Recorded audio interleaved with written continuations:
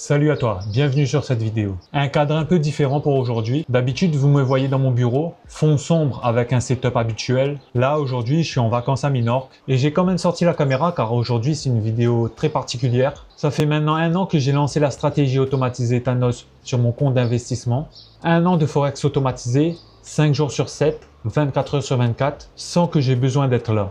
Et le titre de la vidéo, comme tu as pu le voir, j'aurais pas dû faire ça. Reste jusqu'à la fin, tu vas comprendre pourquoi. Pour ceux qui me découvrent, Thanos, c'est une stratégie automatisée sur le Forex. Elle traite principalement sur l'euro USD et l'AUD USD, 24 heures sur 24, 5 jours sur 7. Vous travaillez ou vous êtes en vacances, elle travaille pour vous. Il y a 1 an, j'ai décidé de pas juste en parler, mais de le vivre concrètement. De mettre du vrai capital dessus et de vous montrer concrètement ce que ça donne mois après mois. Pas de filtre, tous les bons mois et les moins bons. Les 9 premiers mois, franchement, c'était propre. Avril, plus 3,87% le premier mois. En mai, plus 5,52%. Juin, juillet, août, entre 3 et 4% chaque mois. C'était régulier et solide. Septembre, octobre, on reste dans les 3%. Novembre, on commence à ralentir à plus 1,37%. Décembre, plus 0,12%. Ce plus 0,12% en décembre, sur le moment, j'ai pas trop regardé. Mais avec le recul, c'était un signal. Janvier 2026, moins 14,48%.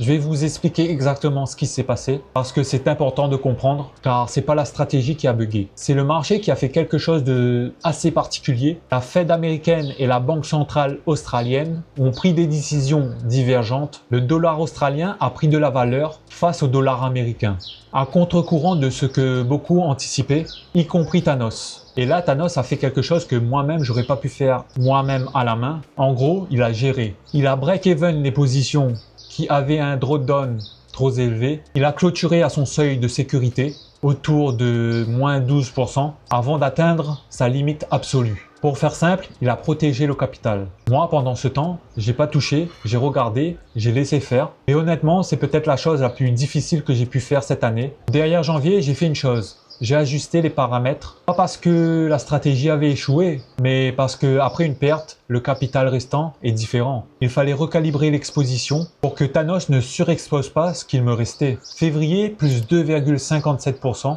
Mars, plus 5,32%. Avril, plus 2,74%. Le rebond était là. Et aujourd'hui, sur 14 mois de live, le bilan global est positif, malgré janvier. Alors, j'aurais pas dû faire ça? Si, 1000 fois si. Mais pas parce que c'est magique, pas parce que c'est sans risque. Parce que sur 1 an, j'ai eu la preuve que la stratégie tient, qu'il gère les coups durs, qu'il se relève. Et pendant ce temps-là, la stratégie tourne toujours pour moi pendant que je suis à Minorque. Si vous voulez comprendre comment Thanos fonctionne concrètement, j'ai une vidéo de présentation complète sur ma chaîne. Et si cette vidéo t'a apporté quelque chose, une question, une réaction, une hésitation, pose-la moi en commentaire, je lis et je réponds à tout.